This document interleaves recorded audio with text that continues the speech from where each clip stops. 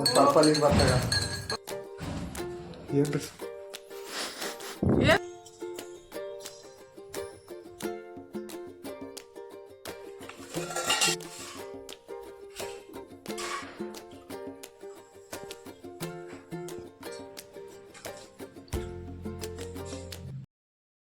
ನಮಸ್ಕಾರ ಎಲ್ಲರಿಗೂ ಬೆಳಗಿನ ಶುಭೋದಯ ರೀ. ಎಲ್ಲರೂ ಹೆಂಗದಿರಿ? ಆರಾಮದಿರೇನು? ನಾವು ಆರಾಮದೀವಿ ನೋಡ್ರಿ.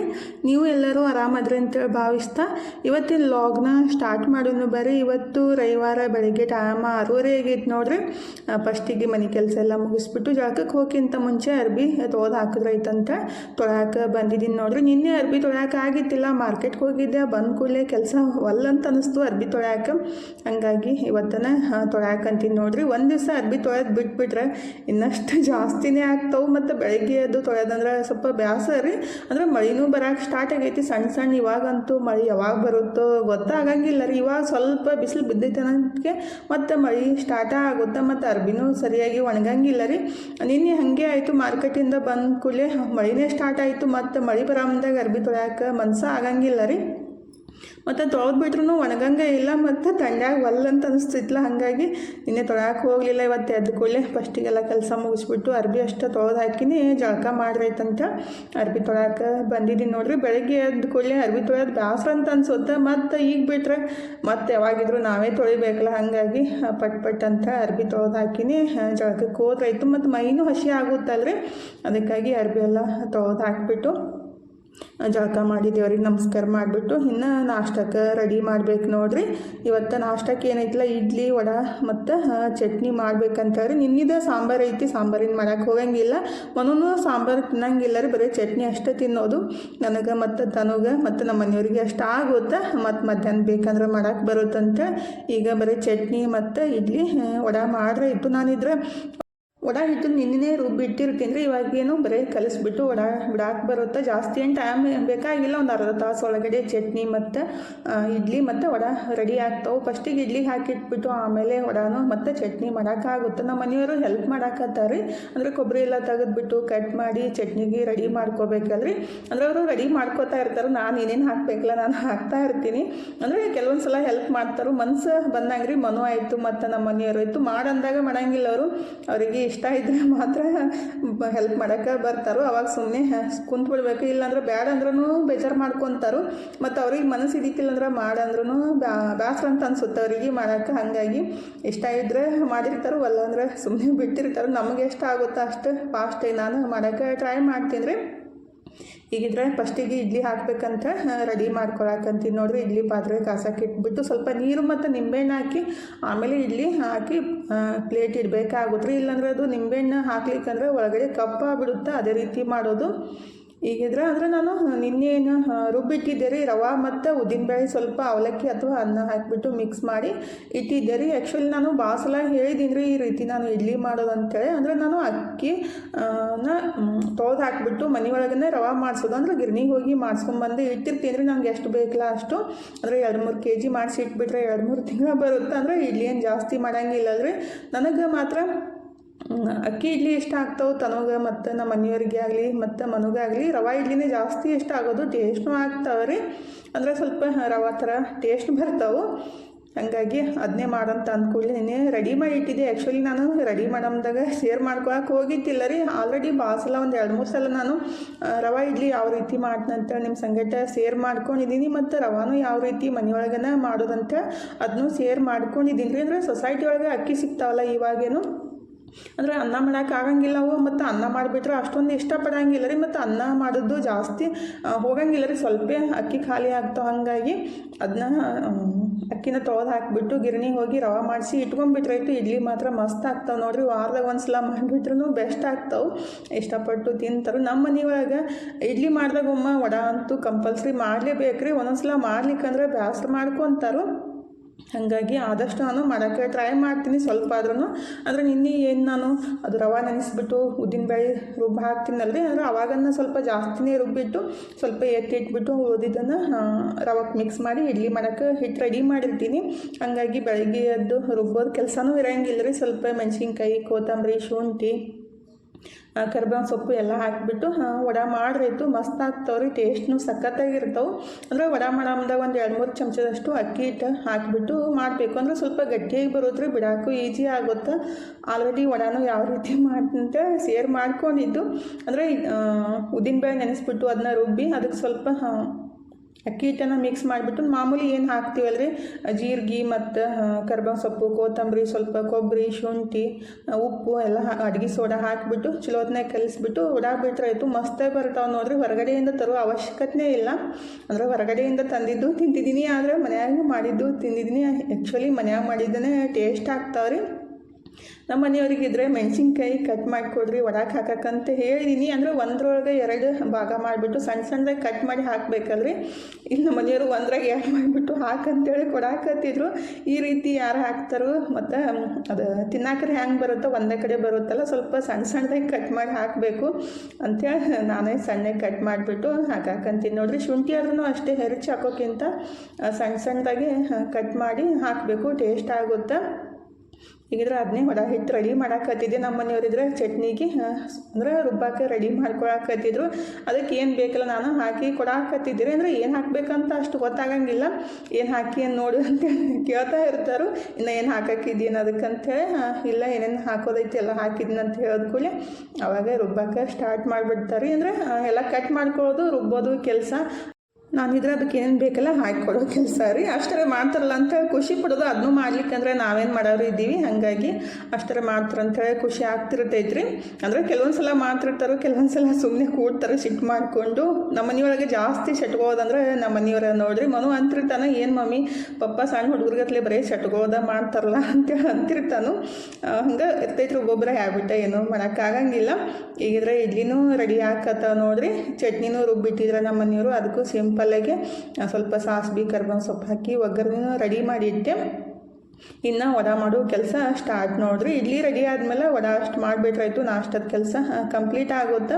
ಅಂದ್ರೆ 1 by 1 ಮಾಡ್ತಾ ಇದ್ರಾಯ್ತು, ಜಲ್ದಿ ಕೆಲಸ ಮುಗ್ದ ಬಿಡುತ್ತೆ. ಜಾಸ್ತಿ ಏನು ಟೈಮ್ ಬೇಕಾಗಿಲ್ಲ ನಾಷ್ಟ ಮಾಡೋಕ್ಕೆ. ಅವ್ರು ಹೆಲ್ಪ್ ಮಾಡ್ಲಿಕ್ಕಂದ್ರೂ ನಾನು 1 ತಾಸು ಒಳಗಡೆ ಇಡ್ಲಿ ವಡೆ ಸಾಂಬಾರು ಚಟ್ನಿ ರೆಡಿ ಮಾಡೇ ಬಿಡ್ತೀನಿ.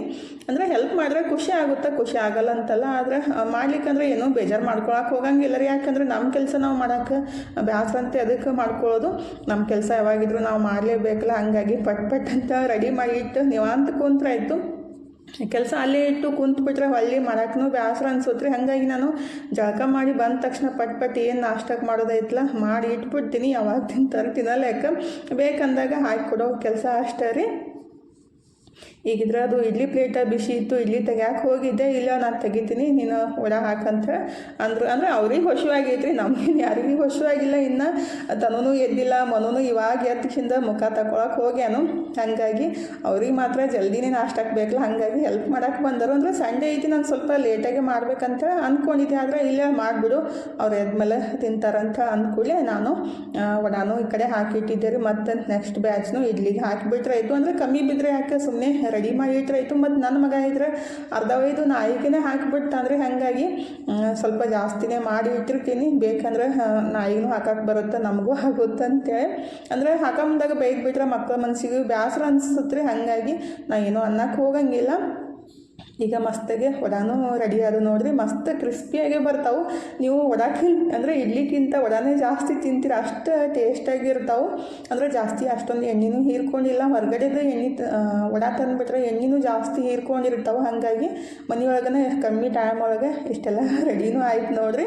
ತನಗೆ ಎಬ್ಸಾಕತ್ತಿದ್ದೆ, ಎದ್ದು ಬಾರಮ್ಮ ಅಂತೇಳಿ ಹೇಳಾಕತ್ತಿದ್ದೆ. ತನು ಇದ್ರೆ ಇನ್ನೂ ಎದ್ದಿತ್ತಿಲ್ಲ ರೀ. ಮನೂ ಎದ್ದುಬಿಟ್ಟು ಈಗಿದ್ರೆ ರೆಡಿ ಆಗ್ಯಾನ ನೋಡ್ರಿ. ಅವನು NCC ಕ್ಲಾಸಿಗೆ ಹೋಗವನು. ಹಾಗಾಗಿ ಎದ್ದು ಪಟ್ಟಂತ ಜಳಕ ಮಾಡಿ ಬಂದ ನಾಷ್ಟ ಮಾಡಕ್ಕಂತಾನು.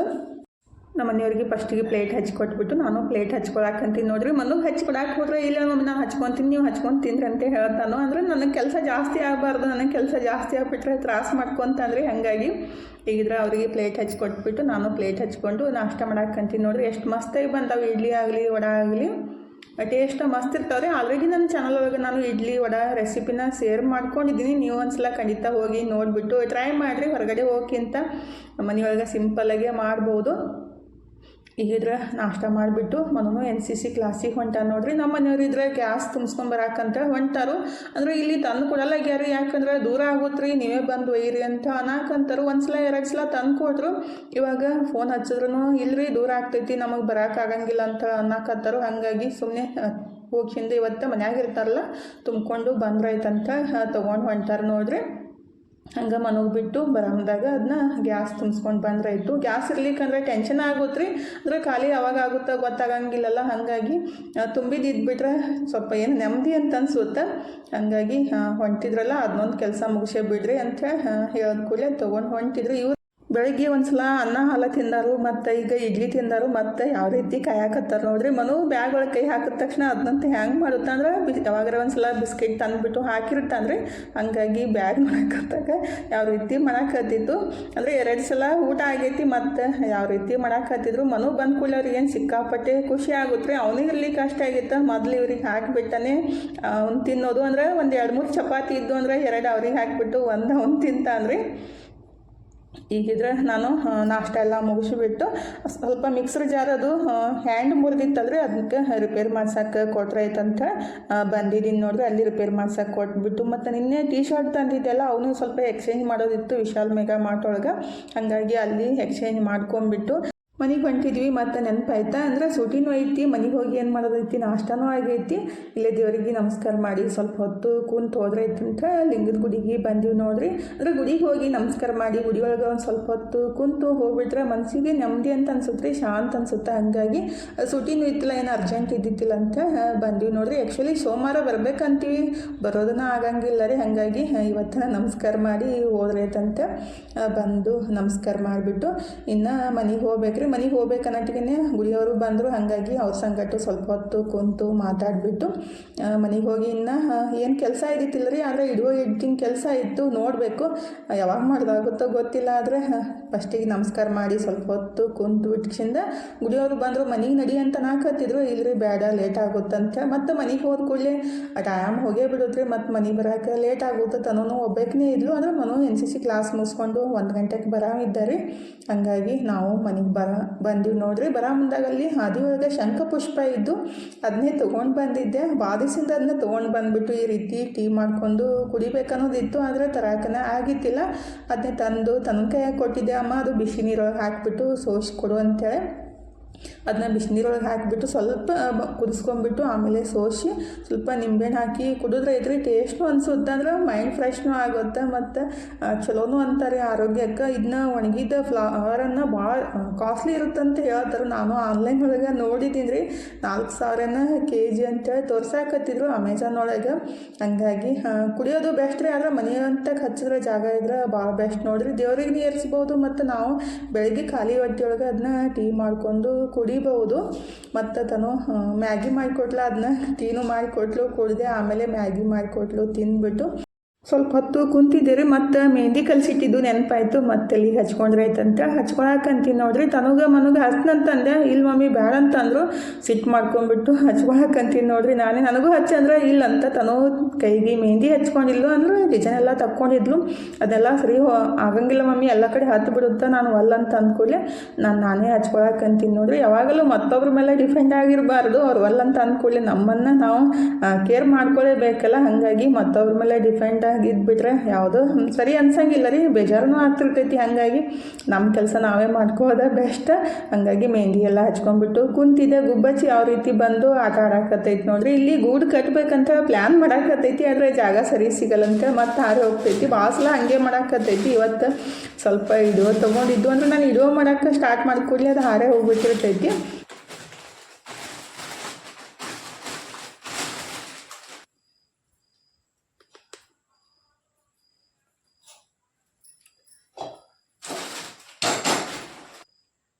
ಫುಲ್ ಐತಿ ನೋಡೇ ಇಲ್ಲ ನೋಡ್ರಿ.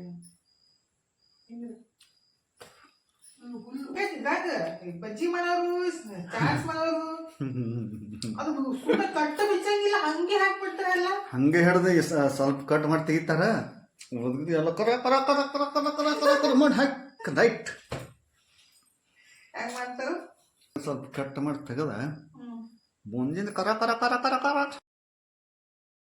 ತಲೆಗೆ ಮೆಹಂದಿ ಹಚ್ಕೊಂಡಿದ್ದೆ ರೀ. ತಲೆಗೆಲ್ಲ ತೊಳ್ಕೊಂಬಿಟ್ಟು ದೇವ್ರಿಗೆ ನಮಸ್ಕಾರ ಮಾಡಿ ಈಗಿದ್ರೆ ಅಡುಗೆ ಮಾಡೋಕ್ಕೆ ಸ್ಟಾರ್ಟ್ ಮಾಡಿದ್ದೀನಿ ನೋಡಿರಿ. ಸಬ್ಸಿ ಪಲ್ಯ ಮತ್ತು ಬೆಂಡಿಕಾಯಿ ಪಲ್ಯ ರೊಟ್ಟಿ ಮಾಡ್ಬೇಕಂತ ರೀ. ನಾಳೆ ಸೋಮವಾರ ಐತಿ, ಗೋಧಿ ಹಿಟ್ಟನ್ನು ಖಾಲಿ ಆಗೈತ್ರಿ. ಮತ್ತು ನಾಳೆ ಚಪಾತಿ ಮಾಡ್ಬೇಕಂದ್ರೆ ನಾಳೆ ಸೋಮವಾರ ರೊಟ್ಟಿ ಮಾಡಂಗಿಲ್ಲ ರೀ. ಅದಕ್ಕಾಗಿ ಸ್ವಲ್ಪ ಜಾಸ್ತಿನೇ ಮಾಡ್ಬೇಕಂದೈತಿ.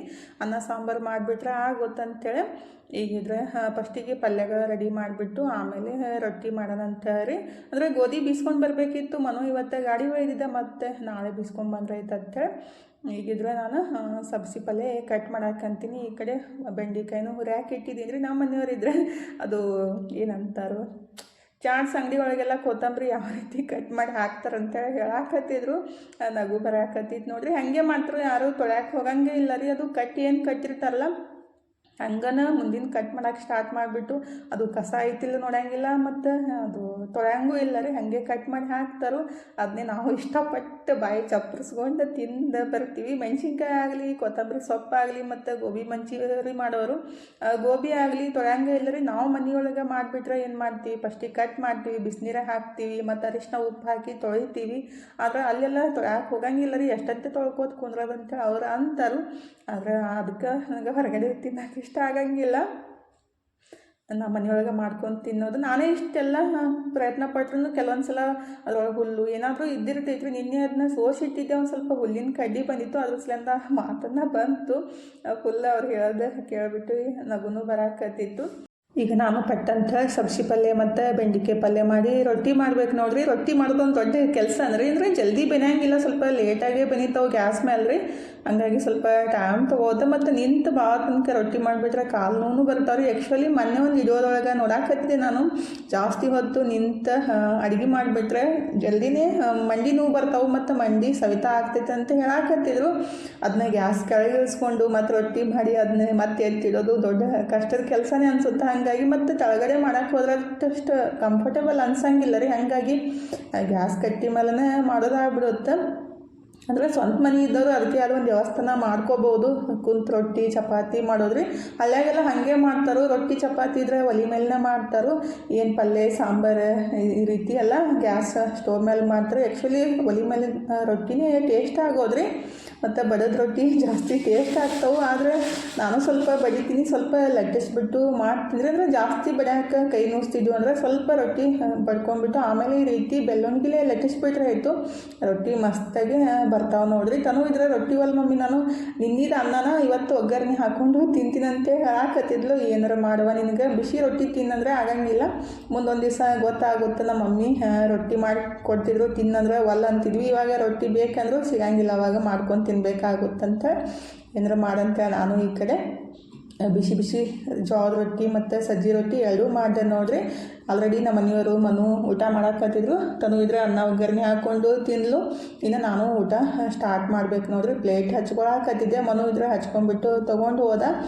ಜೋಳದ ರೊಟ್ಟಿ ಮತ್ತು ಸಜ್ಜಿ ರೊಟ್ಟಿ ಎರಡೂ ಮಾಡಿದ್ದೀನಿ ರೀ. ಅಂದರೆ ಜೋಳದ ಹಿಟ್ಟು ಸ್ವಲ್ಪ ಕಮ್ಮಿ ಇತ್ತು, ಹಾಗಾಗಿ ಒಂದು ಸ್ವಲ್ಪ ಸಜ್ಜಿ ರೊಟ್ಟಿನೂ ಮಾಡಿದೆ.